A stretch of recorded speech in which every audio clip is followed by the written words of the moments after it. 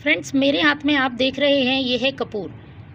कपूर से हम सभी लोग परिचित हैं। हमारे घर में आसानी से ये उपलब्ध हो जाता है। तो आज के वीडियो में मैं आपको बताने वाली हूँ कि कपूर का उपयोग प्लांट को स्वस्थ और हरा भरा रखने के लिए कैसे किया जाता है, क्या इसके प्लांट के लिए फ़ायदे हैं और किन प्लांट्स पर हम इसका यूज़ कर सकते हैं। क्योंकि कपूर एक नेचुरल इंसेक्टिसाइड और फंगिसाइड की तरह काम करता है। इसकी जो गंध होती है वो कई इंसेक्ट को दूर करने में सहायक होती है। इसकी गंध से इंसेक्ट, चींटियाँ दूर भागते हैं।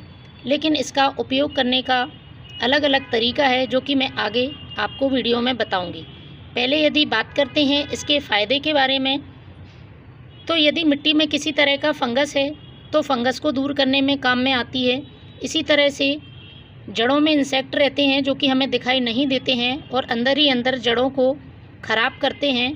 तो यदि हम इसका उपयोग मिट्टी में करते हैं तो प्लांट की जड़ें स्वस्थ रहती हैं और किसी भी तरह का इंसेक्ट होता है वह दूर होता है। कपूर का उपयोग हम फर्टिलाइज़र के रूप में भी कर सकते हैं। इसमें मौजूद कुछ पोषक तत्व प्लांट की ग्रोथ में मदद करते हैं और पौधे को हरा भरा बनाने के लिए हेल्पफुल होते हैं। कपूर के उपयोग से पौधे को कई बीमारियों से बचाया जा सकता है। जैसे कि पत्तों पर होने वाले धब्बे होते हैं, उसको कपूर का यदि स्प्रे करते हैं तो उससे पत्तियां इंसेक्ट फ्री, फंगस फ्री हो जाती हैं। लेकिन इसका उपयोग करते समय कुछ सावधानियों का भी आपको ध्यान रखना पड़ेगा। इसका ज़्यादा मात्रा में प्लांट के लिए यूज़ नहीं करना है, वरना ये पौधों के लिए नुकसान भी पहुंचा सकता है। दूसरा, जब भी आप कपूर का उपयोग अपने प्लांट में, सॉइल में कर रहे हैं तो ऐसे स्थान पर रखें जिससे कि बच्चे वहां पर ना पहुंच सकें। तो बच्चों की पहुंच से इसको दूर रखना है। यदि आपके पास पालतू जानवर हैं तो उनको भी कपूर की पहुंच से दूर रखें। चलिए अब मैं आपको इसका उपयोग करने का तरीका बताती हूँ, किस तरह से प्लांट पर इसका यूज़ करना है। तो सबसे पहला तरीका है, प्लांट की टहनियों में यदि चींटियाँ हैं या किसी तरह का इंसेक्ट है तो उसको आप किस तरह से यूज़ कर सकते हैं। तो कपूर का एक छोटा सा टुकड़ा या जो गोली के रूप में कपूर आता है उस गोली को लेना है। एक पतले कॉटन के कपड़े में आप उसकी पोटली भी बना सकते हैं और ये या फिर आप डायरेक्ट इस तरह से अपने स्टेम पर भी यूज़ कर सकते हैं। तो किसी भी स्टेम में आपको इस तरह से फंसा देना है। देखिए, इसकी गंध प्लांट पर फैलती रहेगी और पौधे में चींटियाँ या इंसेक्ट नहीं आएंगे। दूसरा तरीका है, प्लांट की सॉइल में यदि किसी तरह का इंसेक्ट, फंगस है तो उसे कैसे हमें कपूर के उपयोग से दूर करना है।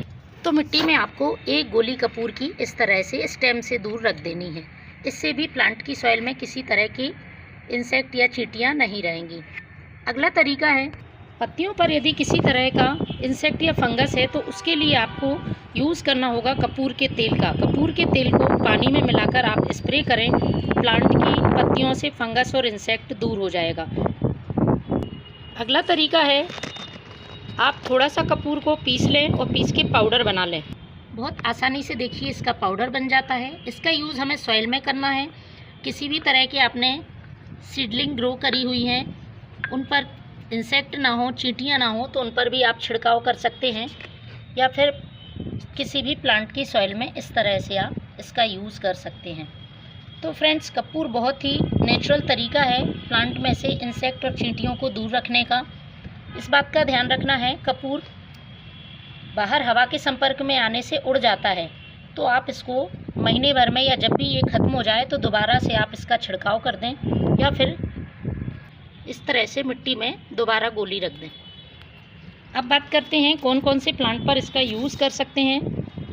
तो फ्रेंड्स, सभी प्लांट्स के लिए फ़ायदेमंद है, बस इसका सही तरीके से और सही मात्रा में यूज़ करना होता है।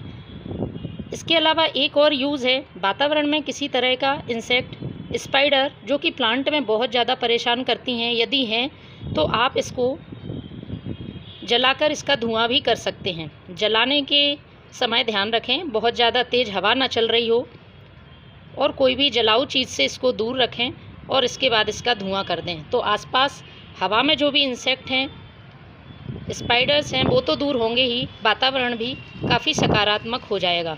तो कपूर का उपयोग पूजा के साथ साथ आप अपनी गार्डनिंग में भी करें। Thank you.